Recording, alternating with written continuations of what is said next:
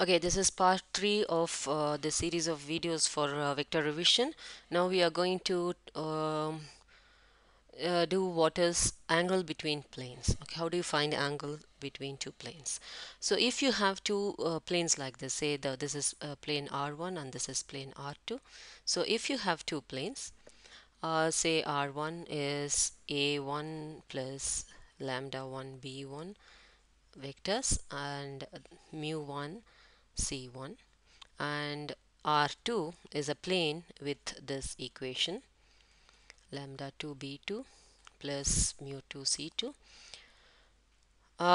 In order to find the angle between these two planes, what you are supposed to do is find the normals of each plane. Okay, this is normal 1 and this is normal 2. Okay, find the normal, that is, this is normal to this plane and this is a normal to this plane. If you are able to find the angle between these two normals, then that gives the angle between the two planes. Okay, that's the method. So how do you find the normal of the plane R1? So if you must have if you remember what we did in the previous video, if this is vector B and this is vector C, um, so the normal to the plane is nothing but B cross C, right? So this is B cross C, which is actually equal to the normal. Okay, so you can see that B and C are two vectors on the plane by definition, and A is the position vector of a point on the plane, right? This is how we started and we derived this formula in the previous video. So if I can find B1 cross C1, this would give me the normal for the first plane, and B2 cross C2 would give me the normal for the second plane. Okay, so the angle between the normals would be the cos inverse of or arc cos of n1 dot n2. Again, this formula has been done before, n1 n2. So this is how you find angle between two vectors. So the vectors here considered are the normals for each plane. For finding the normal, you just need to multiply the cross product these two vectors. Okay, so this and this vector will give you the normals for each plane, and use the formula for finding the angle between two vectors. Hence we are finding the angle between the planes. Okay, now let's talk about equations, different types of equations of a plane. Okay, how do you write the equation of a plane? There are three forms, and we have already done two forms. The one is vector form, which we write it as a plus lambda b plus mu c, and the second one is this is known as vector form, and the second one was normal form, which was going like this, equals r dot a, right? This is normal form. Okay, what is this normal form? You know that normal is nothing but B cross C, right? This is B, this is C, so this is normal, and this is B, this is C, and if I have a point A, this is A. This is what we have. Please remember this picture always, okay?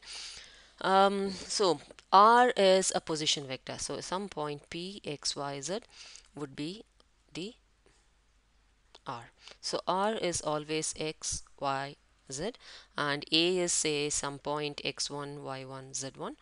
And you know what is B cross C? You'll get N as some vector A, B, C. Okay, so all these things are known already, remember them.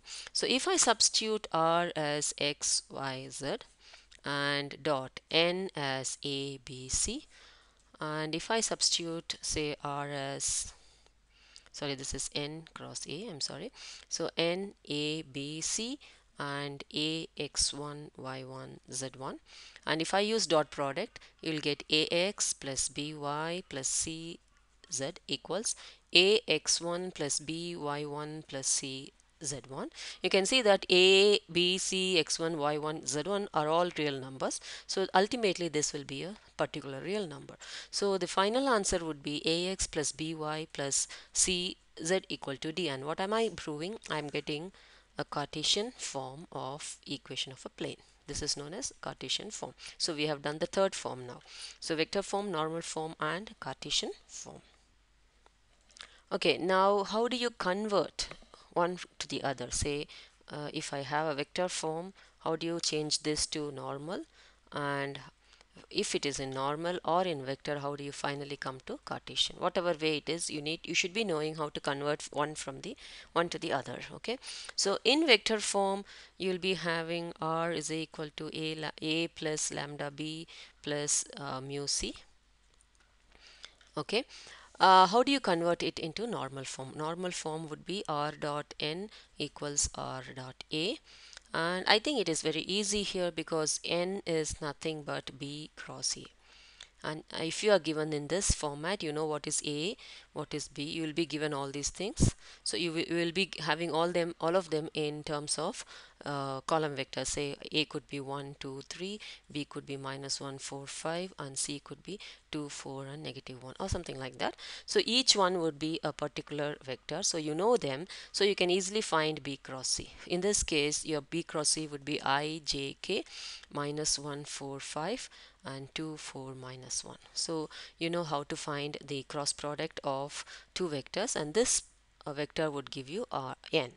Okay, so what you have to do is just r dot whatever n you have got here, and sorry, again I'm making the same mistake. This is n dot a, and you will be getting the n here and n, and this is a dot a is 1 2 3 in our case. Okay, and if you don't know how to do is just check this is nothing but the determinant of this matrix. I times minus 4 minus 20 minus j times 1 minus 10 plus k times minus 4 minus 8, which would give you minus 24i plus 9j minus 12k, and therefore your normal vector is minus 24 9 and minus 12, and this is what you are going to substitute here.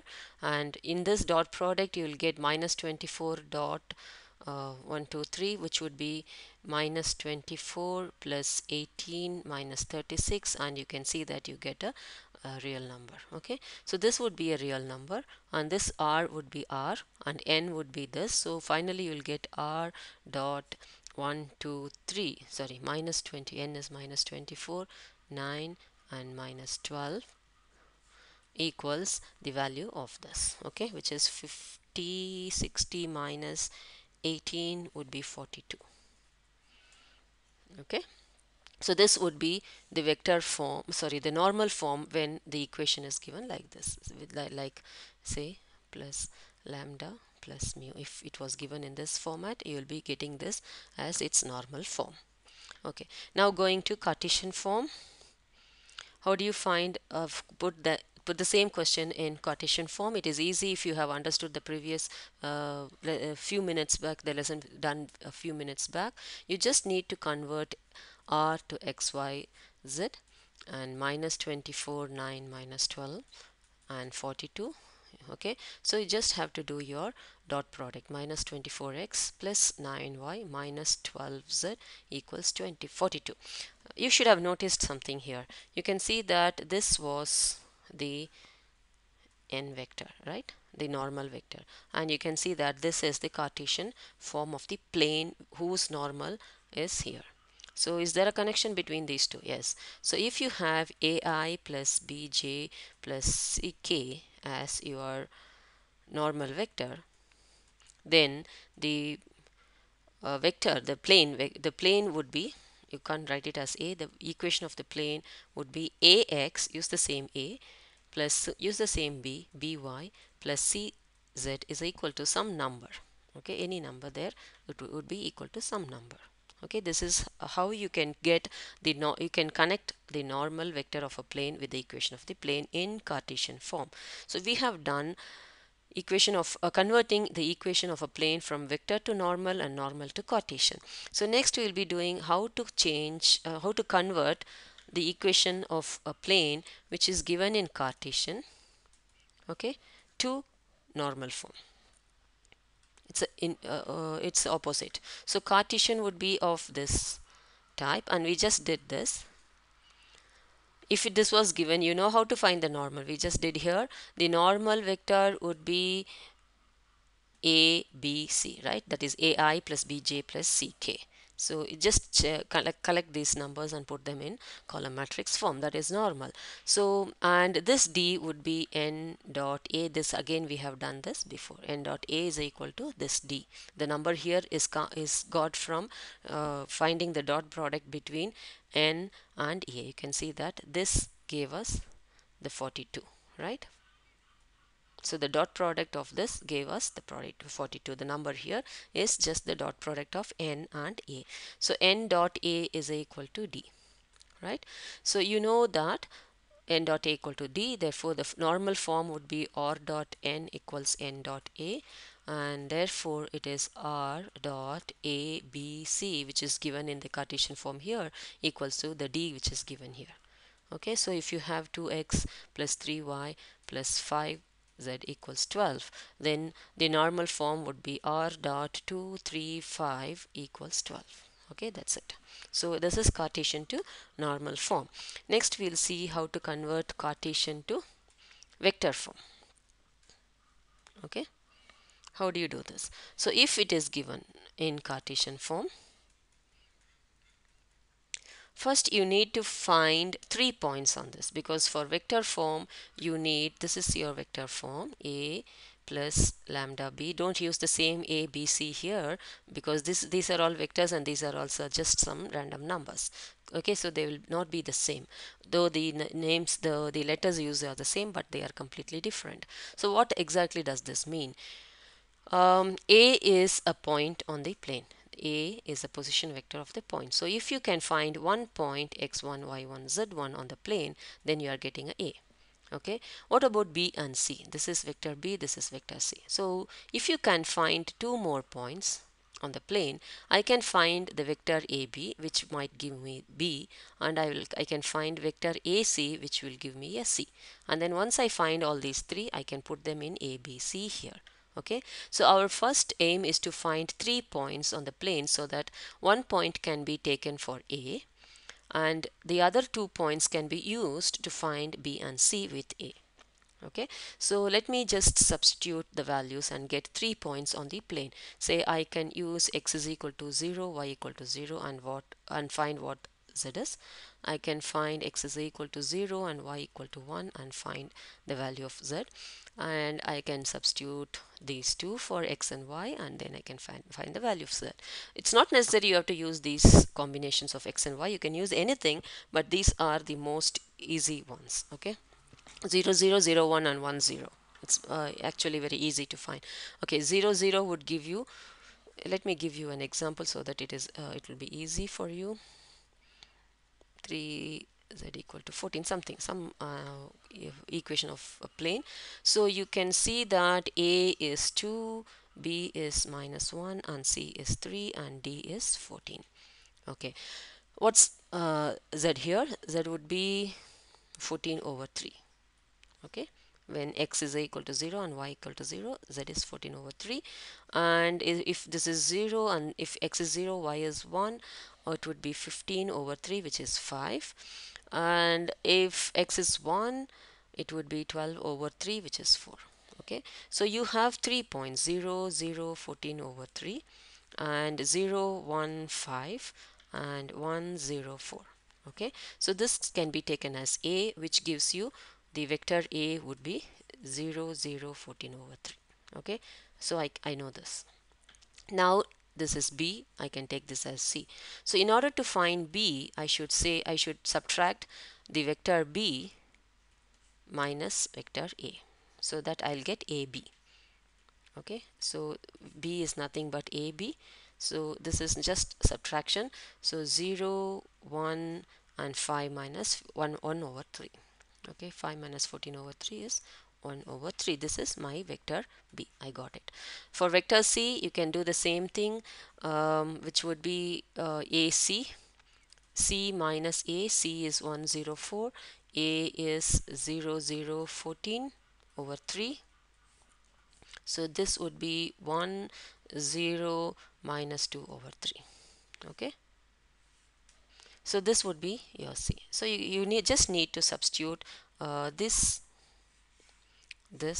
for C, this for B, and this for A, and you can write it as R is equal to 0, 0, 14 over 3 plus lambda times 0, 1, 1 over 3 plus mu times 1, 0, negative 2 over 3. So this would be your final equation in vector form when the equation given is in Cartesian form. Okay, so I think you would have understood the method of converting a Cartesian form to vector form. Okay, in the same way, we can find three forms of equation of a line and convert them one from the other. Okay, so what are the three forms of the equation of a line?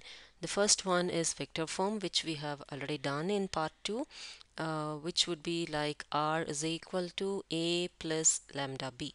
Okay, and you should remember how this is done. A line which is parallel to a given vector B, and it has a point A whose position vector is vector A, and this is this was how we got this vector form of the equation of a line. Okay, so we have two more.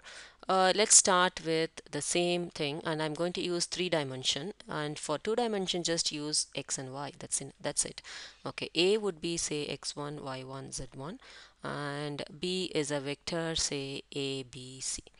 Okay, or let's say L, M, and N, because I don't want to use the same A's and B's again. Okay, now how do you change this into Cartesian, and how do you change this into parametric? Okay, Cartesian. Okay, first let's just start with expanding the equation for each component. So x would be x1 plus L lambda, or lambda L. Y would be y1 plus m lambda, and z would be z1 plus n lambda. Okay, so this is how I can just expand across the three column vectors. Okay, now this way of writing the equation of a line is called parametric form. Okay, and the third form would be change this and make lambda the subject for each. So from the first statement, it will be x minus x1 over L would be equal to lambda.